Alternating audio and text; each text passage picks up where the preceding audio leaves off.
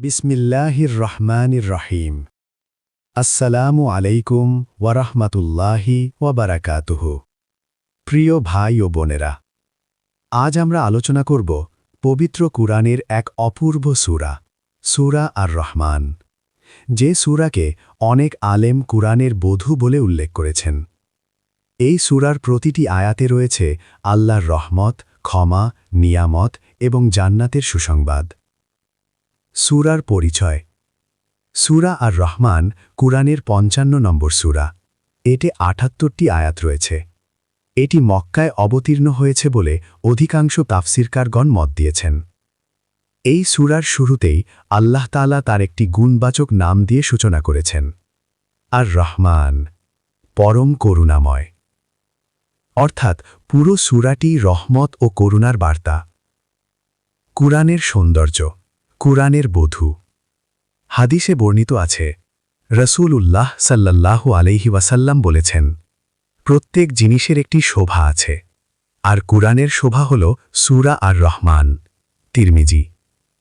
এই সূরার ভাষা, ছন্দ, বারবার প্রশ্নের পুনরাবৃত্তি সবকিছু হৃদয়কে কাঁপিয়ে দেয়। বিশেষ করে ৩১ বার আল্লাহ জিজ্ঞেস করেছেন, ফাবি আইয়ি আলাঈ রব্বিকুমা তুকাযযিবান, তোমরা তোমাদের রবের কোন কোন নিয়ামতকে অস্বীকার করবে। এটি শুধু একটি প্রশ্ন নয়, এটি আমাদের বিবেককে জাগিয়ে তোলার আহ্বান। যখন আপনি তিলাওয়াত শুনবেন, মনে হবে এ যেন সরাসরি আপনার হৃদয়ের সাথে কথা বলছে। জিনদের ঈমানের ঘটনা। হাদিসে এসেছে, রাসূল সাল্লাল্লাহু আলাইহি ওয়াসাল্লাম সাহাবীদের সামনে সূরা আর রহমান তিলাওয়াত করছিলেন। তারা চুপ ছিলেন।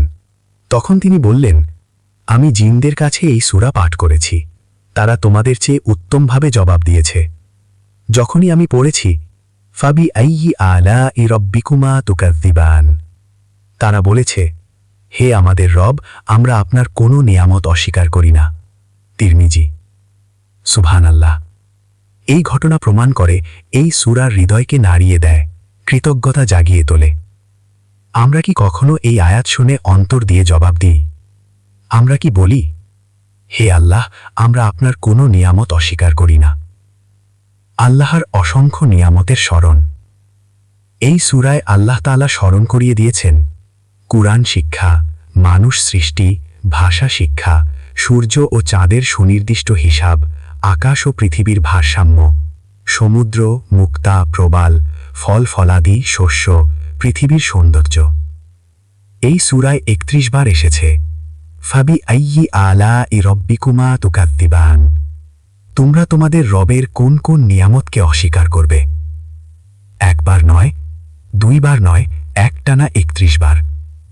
আমরা প্রতিদিন এসব নিয়ামত ব্যবহার করি, কিন্তু কতবার কৃতজ্ঞতা প্রকাশ করি? সূরা আর রহমান আমাদের শিখায়, নিয়ামত দেখো, চিন্তা করো, কৃতজ্ঞ হও। জান্নাতের মনোমুগ্ধকর বর্ণনা। এই সূরায় জান্নাতের যে বর্ণনা এসেছে তা হৃদয়কে আকৃষ্ট করে। প্রবাহিত নদী, ছায়াময় বাগান, রেশমের আসন, ফল ভর্তি বৃক্ষ, পবিত্র সঙ্গিনী, নিরাপদ চিরস্থায়ী জীবন। যে ব্যক্তি এই সূরা পড়ে এবং এর অর্থ নিয়ে চিন্তা করে, অন্তরে প্রশান্তি ও রহমত। অনেক আলেম বলেন, নিয়মিত সূরা আর রহমান তিলাওয়াত করলে দুশ্চিন্তা কমে, হৃদয় নরম হয়, আল্লাহর রহমতের প্রতি আশা বৃদ্ধি পায়, কৃতজ্ঞতা ও তাকওয়া বৃদ্ধি পায়। আপনি যদি মানসিকভাবে ক্লান্ত থাকেন, এই সূরা তিলাওয়াত করুন।